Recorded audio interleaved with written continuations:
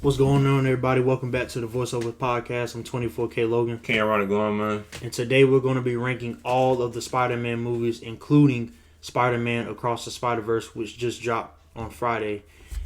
All right, man. So, you ready? Yeah, so we got 10 movies. We got, from the order that they released, Spider-Man 1, 2, 3, Amazing Spider-Man 2, Spider-Man Homecoming, Into the Spider-Verse, Far From Home, No Way Home, and Across the Spider-Verse. That's 10 movies we got to rank. Yep. I made a list. He made a list. I don't know. We disagree on a lot of these Spider-Man movies, so.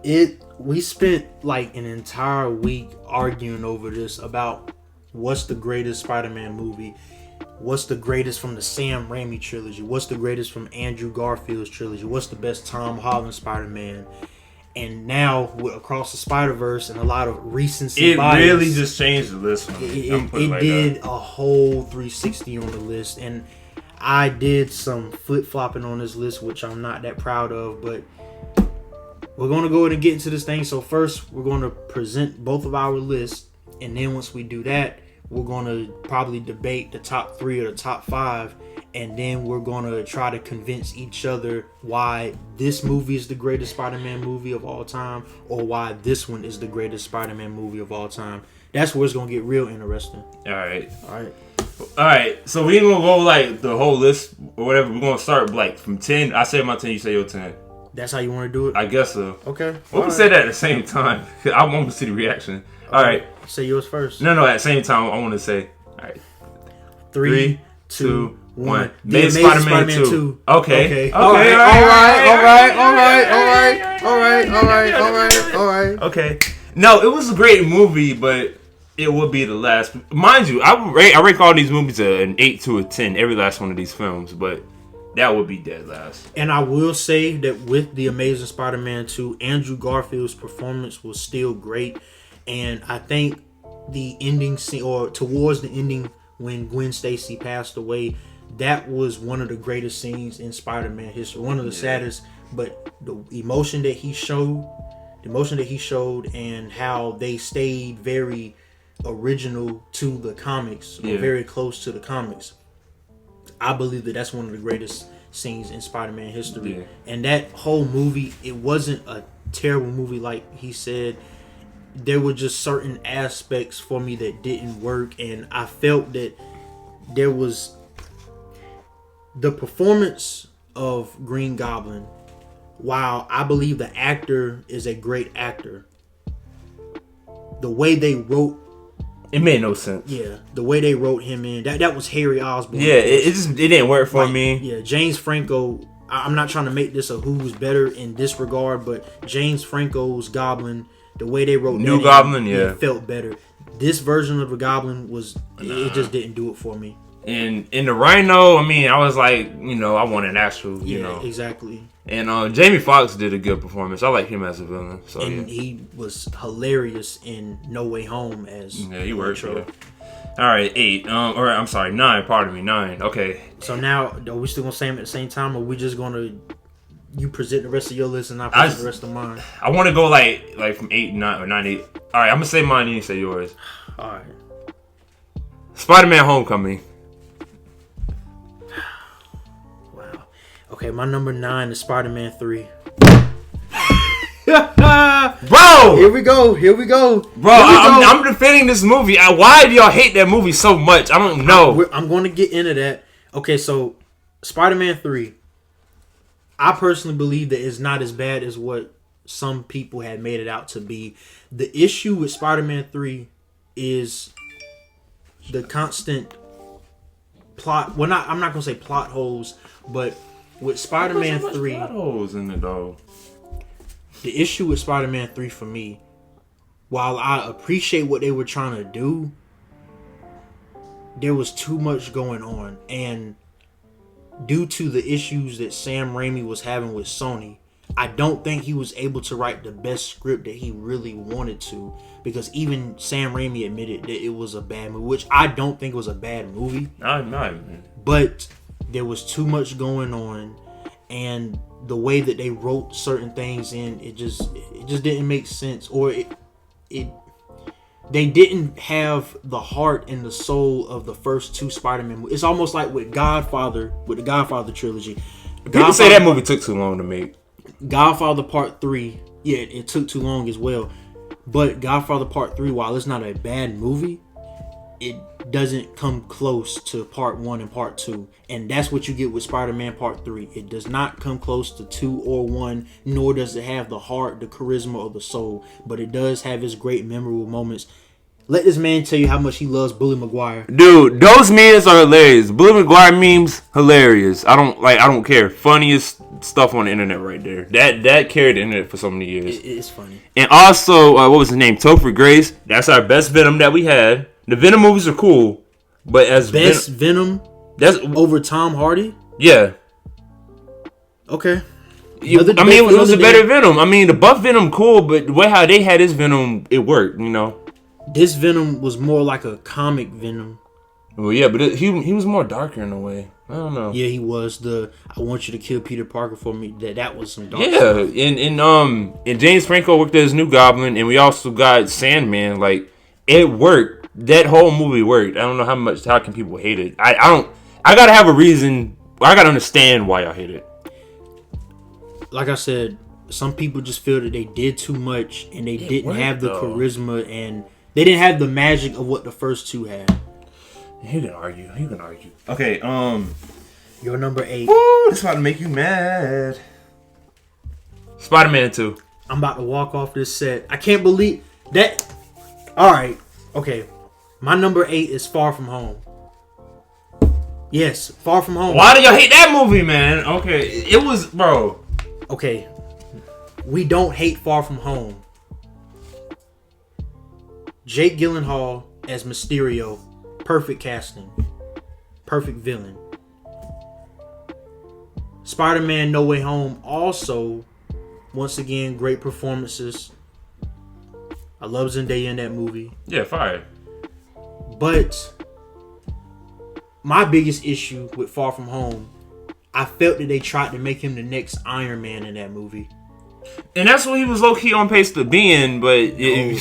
They forced it.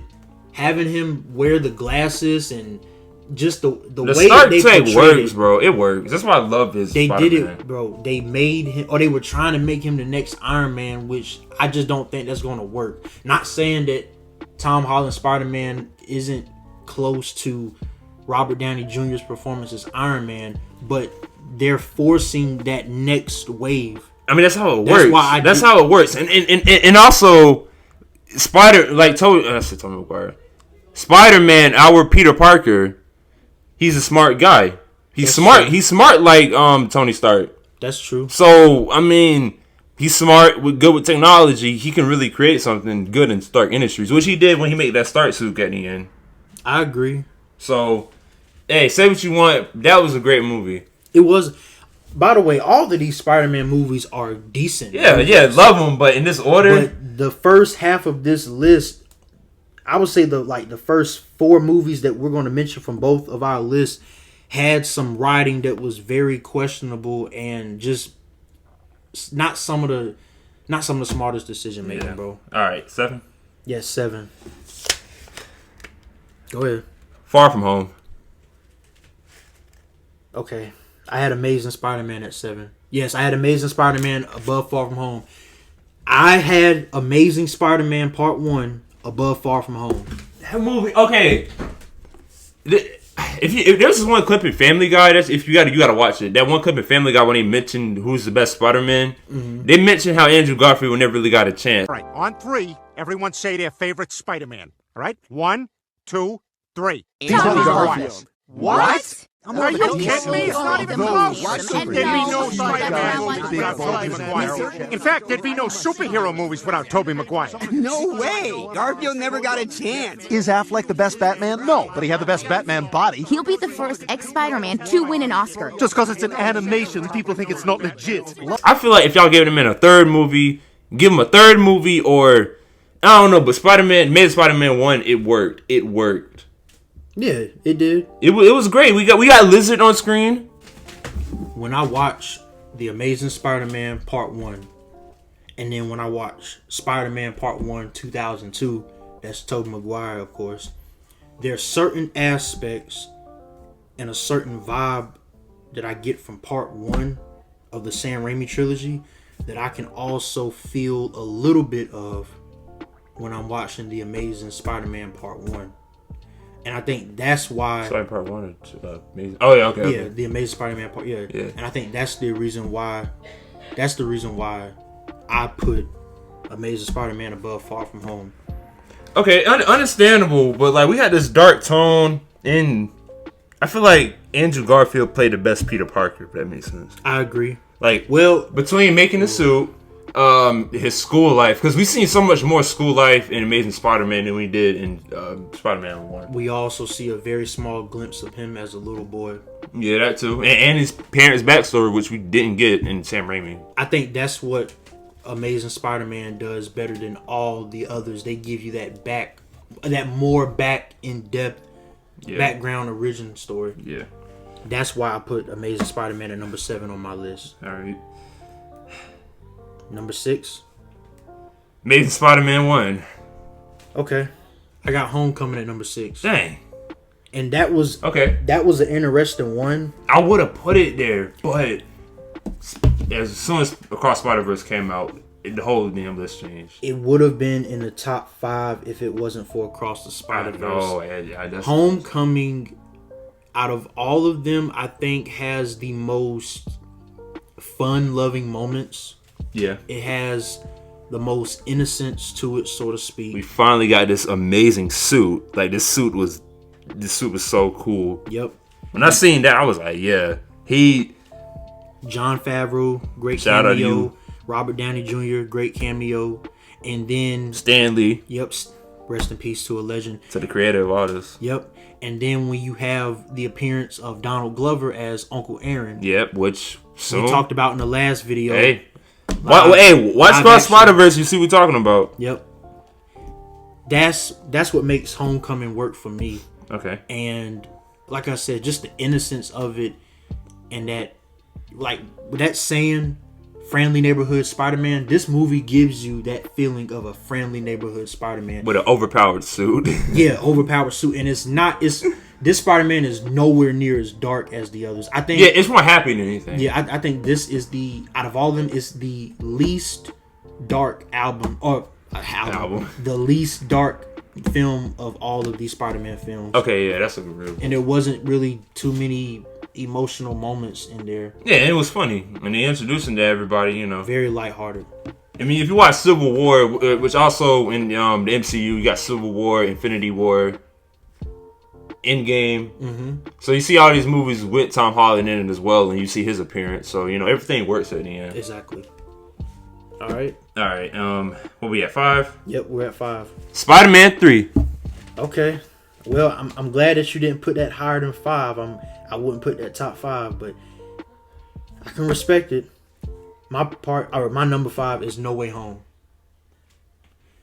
Tell me why you have Spider-Man 3 at number 5, and then I'll tell you why I have No Way Home at number 5. If you see the next 4, you'll see why. If you see the next 4 that I'm gonna name, you'll see why. Okay. Now it might be a little cliche, it might not, but I won't consider it cliche, but like once you see how these movies work, you'll see what I'm talking about. So if you see the next 4, that will explain why I put this one at here. Well, I was saying, like, what made you put that so high? Because a lot of people... like I said, I love the Bully Maguire memes. Spider-Man 3 was such a classic. Okay, all right. And like I said, you have to see the next 4 just to see why I put this here. All right. My number... that's why I said, why did I put 5 or No Way Home at 5? Yeah. The reason why I have No Way Home at 5... Yeah. Okay. The reason why I have No Way Home at number 5 on this list... The biggest thing that I enjoyed, obviously, was seeing Tobey Maguire back as Spider-Man, seeing Andrew Garfield back as Spider-Man. With that being said, and I also enjoyed seeing all of the previous villains. Doc Ock, Willem Dafoe as Green Goblin, who I think is the greatest performing villain of all of these villains by far. We gotta do a villain ranking one day. Mm-hmm. I already know you got Sandman, Electro, Lizard, but seeing... I'm talking like villain in like movie history, like superhero movie history. Of course. Oh, I know you got number one. That's coming up. Stay tuned. But I was glad, more than glad, to kind of be reminded of my childhood when all of those previous characters came back. With that being said, as I said in the Across the Spider-Verse video when we were talking about the multiverse thing, while it's a great move to bring back nostalgia, to reintroduce or to introduce the newer generation or the younger kids to those characters, when you bring these characters back to life and then you send them back to their universe alive, it changes the history and the events of the previous Spider-Man films. So it's almost like not only do these characters not die or potentially not die in their trilogies, but their family members, certain things might not happen to them. Like, for all we know, if they send Norman back alive to that universe, he might figure out a cure for cancer and he never gets killed. Harry doesn't become the new Goblin. For all we know, Doc Ock doesn't become Doc Ock. I think they said they go back to the moment where they died at. So from there, that's where that goes. Oh, I can understand that. So they either die or they live this like in a flash or whatever happened. But even then, it still changes. I believe that it changes. Okay, it does, because it's like you make these movies just for these guys to actually be alive. I get what you mean, but at the same time, I feel like it was a fan service more than anything. So that's why the movie works. That's why the movie is heavily loved too. I can understand that. One of the greatest Marvel films ever. Of course. All right. You're number 4. Number 4. Into the Spider-Verse. Whoa. You have that number 4? Okay. All right. At my number 4, I have the original Spider-Man 2002.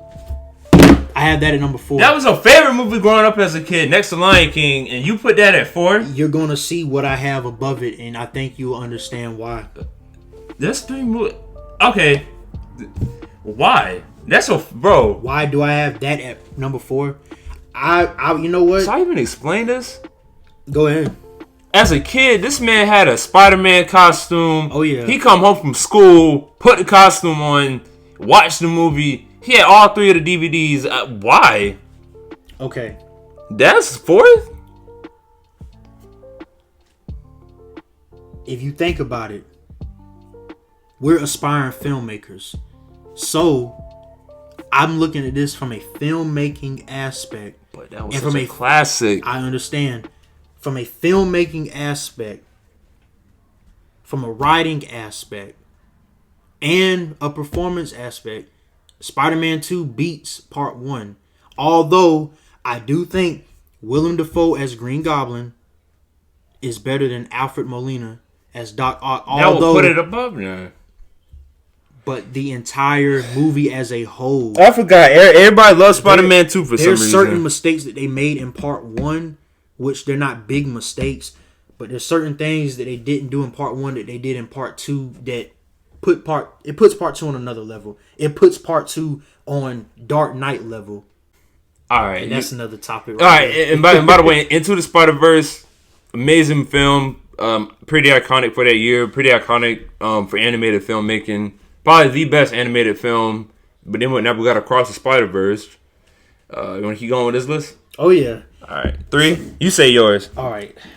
Number 3, I have Into the Spider-Verse. Number 3, I have Across the Spider-Verse. Whoa. Yes, I put Across the Spider-Verse above Into the Spider-Verse. Now, I know, cause I only seen... Look, I know I've seen Into the Spider-Verse 3 times. I've seen Across once, but it was just so good. Like, but you know it's what? fresh in my head. Like, the reason why I reacted like that, because I thought you were going to put it at number 1 because of all this recency bias. But I respect you for not doing that. You don't respect my opinion today. Yeah.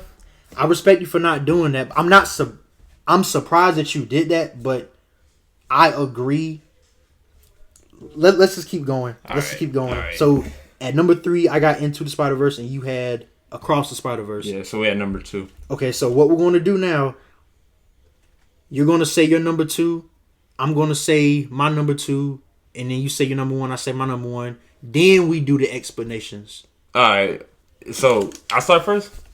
Okay, matter of fact, say your number 2 and your number 1, and then I'll say my number 2 and number 1, and then we'll have the explanations. I want to start number 2. I want to hear your number 1 last. All right. All right. My Number two, No Way Home. Wow. My number 2, Across the Spider-Verse. Yes. See? Okay. Yes. Okay. Across the Spider-Verse. Your number 1. Spider-Man 2002. I respect that. My number 1 is Spider-Man Part 2. Bro, why? The movie was not that good. Why did y'all love it so much? That was my least favorite. Y'all took this man powers away from him. Oh, it just doesn't work for me. Filmmaking perspective, we finally see him be... I'm not going to say that he was more challenged in that movie because, of course, in Part 1, he lost his Uncle Ben. But we see him without his powers after having them for so long. As you mentioned, that's a great thing. We see him sort of fall off from losing those powers. Yeah. And then we see him revive himself. The acting was better. The writing was better. The pacing was better. And Spider-Man 2 also has, I would argue, the greatest scene in the history of superhero films. Definitely a top 3. Name it. The train scene. Easily one of the greatest. Okay, Spider-Man wise, in superhero film for him saving those people with how he did, yeah. But oh no. You know what my favorite scene is? Okay. So Bullet McGuire, not the part where he was dancing. This man went into Harry's house and then Harry teases man talking about some strawberries. And this when they started fighting, I swear it's the funniest thing ever. Like that was funny. And I mean that this man went to this man's house and threw hands with him. Broke into his lab and threw a bomb at this man's face. It was dark, funny, and everything. That's what I'm telling you. Spider-Man 3 was just amazing. There have been other scenes long after that deserve to be in the conversation for greatest scene or greatest scenes in superhero film history. I just don't think that they have outdone that scene in particular. We have seen scenes that were more emotional. In reference. Yeah, in reference. More emotional, more, I guess, gut-wrenching. But I don't think that we'll ever see something like that again in terms of the way he had hit his webs and was pulling the train and was sacrificing himself for those people. We'll never see nothing. We'll never see anything like that again. And this is why I love Tobey Maguire, Sam Raimi's Spider-Man so much, and Tobey Maguire. The organic webs actually coming out of his body. That's what I love so much. I hated the web shooters. When I found out web shooters was a thing, I was like, wait, this is a thing? Exactly. And I was, because you can imagine you can't even do this because you got to reload your web cartridges and shoot. And then I'm watching a movie. I'm like, how many of these things y'all got on y'all? Okay. You see what I mean?